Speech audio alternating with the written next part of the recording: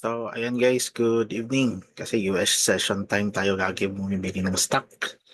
So, eto, welcome tayo sa Gate platform, which is i-guide ko kayo paano bumili ng stock, paano tawag dito, paano mag-staking, tsaka paano mag-loan against your asset. So, always ko yan, sinasabi sa inyo na ang Gate isa sa mga pinaka-top tier platform na nakita ko because of its services, no? So, quick background muna tayo bago tayo magsimula. So, si Gate, I think 20 years plus, 30 years na yan siya. And meron niya mga licenses, i-search nyo na lang yung mga licenses niya to operate like a crypto brokerage platform. So, crypto talaga yan si Gate nagsimula. And then ngayon, kasi on-chain na yung mundo, no? Nag-a-adapt na rin siya sa traditional sector. Okay? So ito yung stocks, no? Kung makikita nyo, pag i-click nyo tong stocks, makikita nyo dito may US stock, HK stock, Korean. So ano ba itong stock na to? Yung stock kasi na to is under Alpaca. Kung i-search nyo si Alpaca, Alpaca is a licensed broker based in US. So under securities and federal laws, financial federal laws, si Alpaca. So kung ano man mangyari sa stocks natin, makakasuhan si Alpaca. Si Alpaca yung liable nun. Tsaka by law, yung stocks natin dito sa Gate is insured siya because of licensed broker yung hawak. So, yun. Ito yung traditional stock. So, meron din tong CFD. So, kung trader ka, trade ka ng CFD, derivatives, pwede yan. Pero hindi kasi yan yung topic ngayon. Pwede din tayo mag-trade ng tokenized stocks. Okay? So, si tokenized stocks, siya lang yung pwedeng mag-loan. Kasi, hindi pa pwede itong traditional stocks. Yung tokenized stocks naman, kung i-click ko to, this is the same with traditional stocks. Ano ba yung ano nila? The same lang yan, the same price. Ah, para kasi ito siyang replica. Parang nakabox siya ng 1:1. Example, yung SPY. Papakita ko sa inyo dito. Para may idea muna kayo sa tatlong product na i-ano natin. Kasi kung hindi nyo ma-differentiate yung ano, tawag nito, yung traditional stock to tokenized stock, baka magkamali kayo. Okay? Mahahalata nyo pag tokenized stock kasi nasa spot yan. Kita mo tong SNDKG, SanDisk yan. Pero yung G stands for gate, under gate yan. Meron kasing example, ito, SPYX. Under din siya sa X na platform, which is, ito yung platform na nag-organize ng tokenized stock. So, kung i-click natin yan, may info yan, trading data. Actually, meron nga tong say moments, start natin itong moments. Lahat dito naka-disclose kung ano yung ano niya, info, i-click natin yung info. Yan, ito yung official website. No. Kung nakikita nyo to si X, marami na yung naka-hold, marami na yan siyang stocks under. Ang sinabi dito, stocks are 1:1 back tokenized US equity. So, kung bumili ka dyan, para ka talagang bumili ng stock. Pero, ang ginawa nila, may replica na back 1:1. Tapos, ang maganda ganito, 24/7 mo siyang mabibili. Compared sa traditional stock, as pinakita ko kanina, no? Kumabak ka. Nako, minimize. Oh, nako. Wala na. Wala na ako. X ko muna to. Compared sa traditional stock, insured gun talaga siya. Okay? Pero yun naman kasi yun talaga yung proper. So yung tanong kasi, saan ba ako? Tokenized or traditional?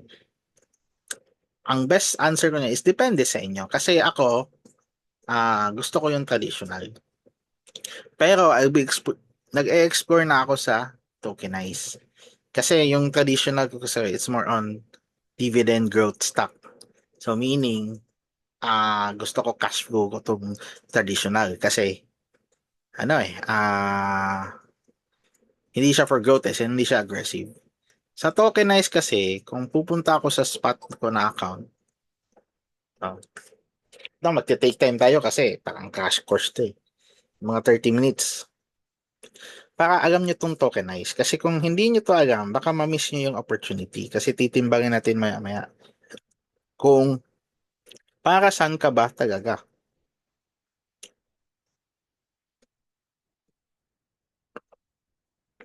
Meron ako kasi akong naka-auto buy na bots. Although medyo magulo lang to kung makita nyo. Meron kasi tong auto invest. Ito ata yan. Ayan. Sa auto invest ko, kumita na ako ng $8.86. Yung equity ko 292.64. Lugi naman yung SpaceX ko na binili ko nga ng konti. Pero anyway, itong conservative ko na growth stock, nakafocus lang ito bumili sa QQQ tsaka SPY. Actually, 45% SPY, every alas 12 ito bumibili. So may 3% gains na ako, no? So every alas 12 yan ang hating gabi bumibili. So ngayon, in-stop ko muna siya. Tapos yung ginagawa ko dito is I'll take the loan sa sa talang kayo dito sa earn tapos hanapin nyo yung loan, crypto loan. Okay? So ang gagawin mo kasi pag meron ka ng tokenized stocks, let's say bumili ka, no? Ito, ano ba to? Ayan, no? Yung LTV nga hindi healthy. Ay healthy pa yan. Pero nakita nyo, sinasangga ko yung mga assets ko. Okay? Tsaka may mga interest yan. Yung mga interest naman, imagine yung gains ko $8 na. Tapos yung interest ko 0.29 no, hindi pa diba?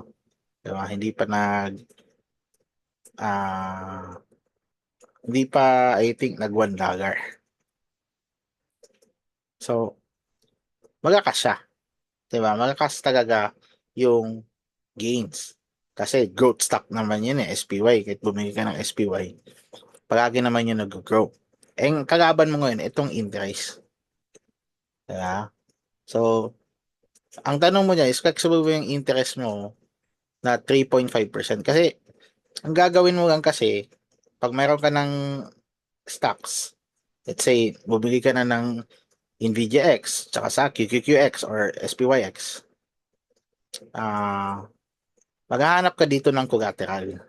Ngayon, hindi nakikita kasi wala akong holdings na Pero kung makikita mo dito sa view collateral, makikita mo dito kung ano yung pwedeng isangla. Di ba? So, kung i-type ko dito QQQ, walang QQQX, QQQG lang. Ang QQQG, under yan sa gate na tokenize. 1:1 back. Pero kung mag-type ako ng VTI, let's say Vanguard, wala din. Di ba? So, ang allowable lang nila na isangla is tong SPYX at SPYG. Yung SPYG, para ninyang S&P 500. Di ba? Wait lang, check lang ako ng stock. Na SL lang. Ay, hindi. Ah. So, yun yung niyan. Nvidia, try natin Nvidia. Oh. Pwede Nvidia na gate, pwede Nvidia na X.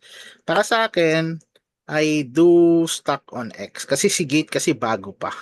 Pero baka, kasi advantage niya, andito yung QQQX, baka pansinin ko. Pero, depende pa yon. Kasi hindi pa ako nakafocus ngayon sa growth stock. Inaano ko lang siya, parang ginagawa ko lang sa kanya, chill ko lang siya. Hindi ako masyadong, ano. Okay? So, sana, na naliwanagan ka anong difference ng traditional stock tsaka tokenized stock. So, yung tokenized stock, pwede ko siya isangga. Yung, and the same lang talaga yung, pero wala siyang insurance, hindi siya insured and everything. So anything mangyari dyan, mga platform stress yan, bye-bye ka. Diba? Pero so kung sa gusto mong conservative, gaya sa akin, ito, traditional stock, yung gagawin mo lang is huwag ka na magpunta dun sa spot. Ang gagawin mo, diretso ka na sa stock, tapos click US stock. Okay? Kasi ito talaga, under alpaca to. Kung i-search kasi natin si alpaca, search natin sa alpaca para maano ka na. Si alpaca, who's alpaca broker? Oh, if you mean alpaca markets, TV's brokerage, LC Cleared, regulated by SEC, FINRA, products US, either fixed income, crypto, two crypto separate entities. Ayan. Why you may have an alpaca? Alpaca is particularly relevant to Philippines because GoTrade. So si alpaca din yung supplier ng GoTrade. Pero sikat yan yung GoTrade ha, in Asia at saka worldwide. So ngayon, sige, yun din yung partner ni Alpaca. So, ngayon, bibili ako ng stock para i-demo ko lang sa inyo. Actually, may mga videos naman ako na paano yun, yan, no? Check nyo lang below. Okay? So, ayun, bibili ako. By default kasi, nasa spot yung account. Kasi nag-cash in ako eh. Paano mag-cash in? Meron din dyan sa, ano. So, from spot, lilipat mo yan siya sa stock. Ganun lang kasimple. Tapos, lipat ko lang lahat. Yun. Tapos, balik ako sa stock. Oh, balik ako sa US stock. And then, start na tayo ng bili. Ganun lang kadali guys. Basta 9:30. So, maganda yung shinare ko sa, ano, sa yung about loans. So, pag-isipan nyo yan. Diba? Ngayon, punta ako sa favorites ko dito. Ano pala? Ah, i-click ko lang to, then diretso na siya. Huh? Diretso na siya sa gusto ko na stock. JEPQ, as I always, I be adding shares consistently. Wala, may dumating na dividends ah. Ayun, dumating na yung JEPQ na dividends. JEPQ yan oh, tsaka JPY. Approximately almost $30.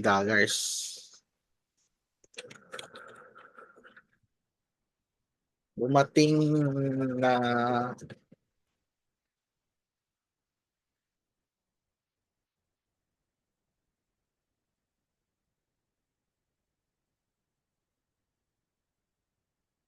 yan, create yung mga ano.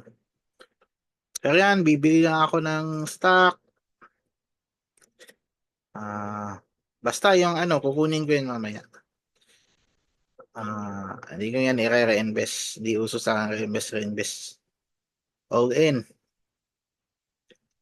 So mag-iiwan ako ng 21.19,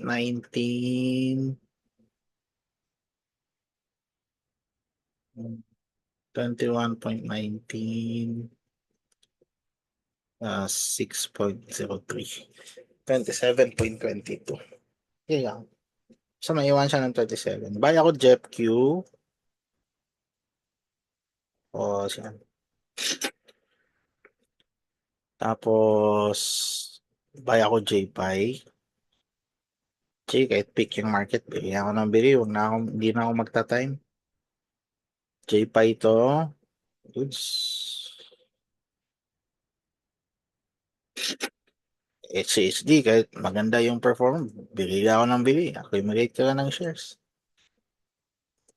No? Pwede. Pwede 80. Hindi. 250 na yung ginamit ko eh. So, baka I use 70. So, 150 na lang, 75 na lang siguro. Para may maiwan pa ako ng 75. Kasi 250 plus 100. 350 plus 150 na naiwan. So may 75 pa akong maiwan. Oh, DRAM, 7.5 ha. Actually, 8.5 pa to kasi sobra yun ng $10 eh. So, bigyan ko na yung DRAM ng ano, hati na sila sa ano. So, I put in 80, 85, 45. Hindi, 40 na lang. Tapos, yun. Tapos, I buy O. Kasi 40, 15, fair ano lang, fair sharing lang. Tapos, main,